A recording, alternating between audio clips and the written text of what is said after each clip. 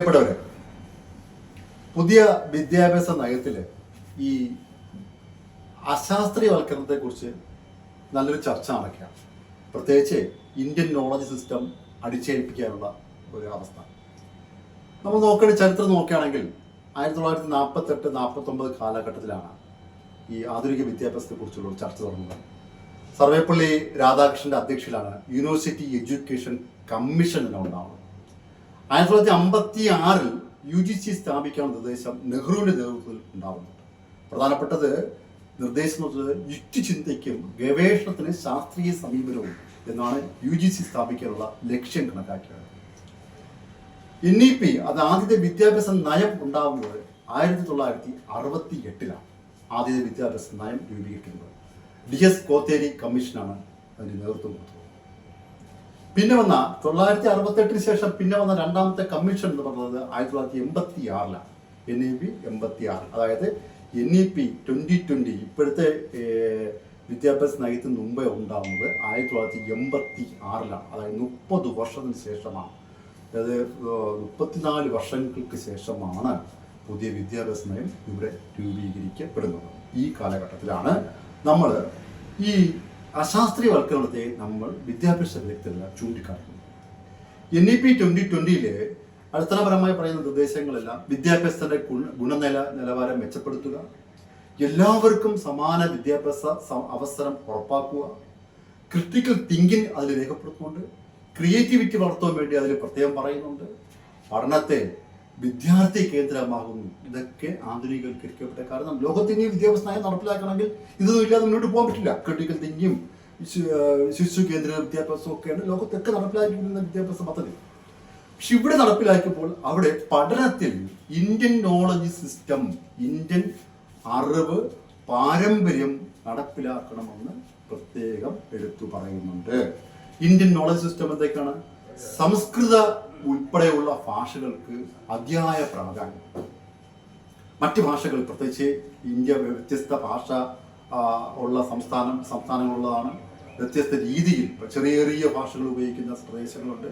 അതുകൊണ്ട് ഇംഗ്ലീഷ് ഭാഷയാണ് എപ്പോഴും ഒരു നോളജിന് വേണ്ടി ഉപയോഗിക്കുന്ന ഭാഷയായിട്ട് മനസ്സിലാക്കാം. അപ്പം ഇംഗ്ലീഷിൽ നിന്ന് വലിയ പ്രാധാന്യം കൊടുക്കാതെ സംസ്കൃതം, ലോകത്ത് ഏറ്റവും കുറച്ച്, ഇന്ത്യയിൽ വളരെ കുറച്ച് ആൾക്കാർ മാത്രം കൈകാര്യം ചെയ്യുന്ന സംസ്കൃത ഭാഷയ്ക്ക് കൂടുതൽ പ്രാധാന്യം കൊടുക്കുക എന്നുള്ളതാണ് ഈ IKS എന്ന് പറഞ്ഞ പദ്ധതി. വൈദിക ഗണിതത്തിന്, അതായത് വേദിക് മാത്തമാറ്റിക്സ് പഠിക്കുക, അത് അശാസ്ത്രീയമാണ്. ആധുനിക ഗണിതവുമായി ഏതൊരു ബന്ധമില്ലാത്തതിനെ അടിച്ചേൽപ്പിക്കുന്ന സാധനമാണ്. ജ്യോതിഷം ഒരു അന്ധവിശ്വാസമാണ്. ഒരു അന്ധവിശ്വാസം. ലോകത്തുള്ള ശാസ്ത്രശാഖകളെല്ലാം പറഞ്ഞു ജ്യോതിഷം ഒരു അന്ധവിശ്വാസമാണ്. ജ്യോതിഷം പഠിക്കാൻ വേണ്ടി ശുപാർശ ചെയ്യുക ആയിട്ടില്ല. ആയുഷ് എന്ന് പറഞ്ഞാൽ ആയുർവേദം, യോഗ, സിദ്ധ തുടങ്ങിയ വൈദ്യ മേഖലയിലുള്ള കപട ശാസ്ത്രങ്ങളെന്ന് ശാസ്ത്രം രേഖപ്പെടുത്തിയ സാധനങ്ങൾ പാഠ്യപദ്ധതിയിൽ കൊണ്ടുവരാൻ വേണ്ടി നിർദ്ദേശം കൊടുക്കുക. കൃഷിയുടെ പഠനം പാരമ്പര്യ രീതിയിൽ, അതായത് പ്രകൃതി കൃഷി, ജൈവ കൃഷി എന്നിവയ്ക്ക് ഊന്നൽ കൊടുക്കുക. ഇന്നൊക്കെയാണ് ഇങ്ങനെയുള്ള കാര്യങ്ങൾ. വാസ്തുവിദ്യ, അതായത് സിവിൽ എഞ്ചിനീയറിംഗിനെയോ ആർക്കിടെക്ചറിനെയോ നോക്കാതെ ആ ശാസ്ത്രശാഖയെ മാറ്റി നിർത്തിക്കൊണ്ട്, അല്ലെങ്കിൽ അതിൻ്റെ കൂടെ തന്നെ ഈ വാസ്തുവിദ്യ എന്ന് പറഞ്ഞ ഒരു അന്ധവിശ്വാസ പ്രക്രിയ തിരികെ കയറ്റുക. ഇങ്ങനെ നൈതികത, ഭരണ സംവിധാനങ്ങൾ, അർത്ഥശാസ്ത്രം തുടങ്ങിയ പരമ്പരാഗത ഗ്രന്ഥങ്ങളെ അടിസ്ഥാനപ്പെടുത്തിക്കുന്ന വിദ്യാഭ്യാസം അടിച്ചേൽപ്പിക്കാൻ വേണ്ടി ശ്രമിക്കുന്നു എന്നത് യാഥാർത്ഥ്യമാണ്. അതായത് ഈ NAPയിലെ ഇന്ത്യൻ നോളജ് സിസ്റ്റം അടിച്ചേൽപ്പിക്കാൻ വേണ്ടി അധ്യായം 4-ാമത്തെ അധ്യായത്തിൽ പേജിൽ 22-23 ഇന്ത്യൻ അറിവ്, പാരമ്പര്യവും പ്രാദേശികവും ആയ അറിവ് പാഠ്യപദ്ധതിയിൽ ഉൾപ്പെടുത്തുവാൻ നിർദ്ദേശിക്കുന്നുണ്ട്. അധ്യായം 11 ഉന്നത വിദ്യാഭ്യാസത്തിൽ IKS ഉൾപ്പെടുത്തുവാൻ നിർദ്ദേശിക്കുന്നു. ഉന്നത വിദ്യാഭ്യാസത്തിൽ IKS ഉൾപ്പെടുത്തുവാൻ അധ്യായം 15 പറയുന്നുണ്ട്.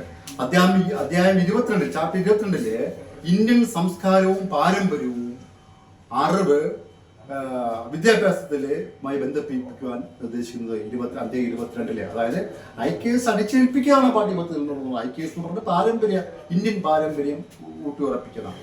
അങ്ങനെ ഭരണഘടന അനുശാസിക്കുന്ന സയന്റിഫിക് ശാസ്ത്രാവബോധം, സയന്റിഫിക് ടെമ്പർ വളർത്തുക എന്നതിന് പകരം അശാസ്ത്രീയവൽക്കരണവുമല്ല, ഇതൊരു ഹൈന്ദവവൽക്കരണമാണ്.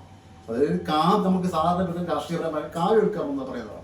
അത് ഈ പറഞ്ഞ പാരമ്പര്യമെല്ലാം ഒരു അതിഹൈന്ദവ സംസ്കാരത്തിന്റെ ഭാഗമാണ്. അങ്ങനെ അശാസ്ത്രീയവൽക്കരിക്കുന്ന രീതിയാണ് ഇന്ത്യൻ നോളജ് സിസ്റ്റം പുതിയ വിദ്യാഭ്യാസ നയത്തിൽ നടപ്പിലാക്കുവാൻ പ്രവർത്തിക്കുന്നത്.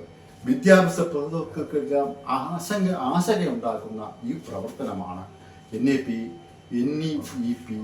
2020 മുന്നോട്ട് വയ്ക്കുന്നത്.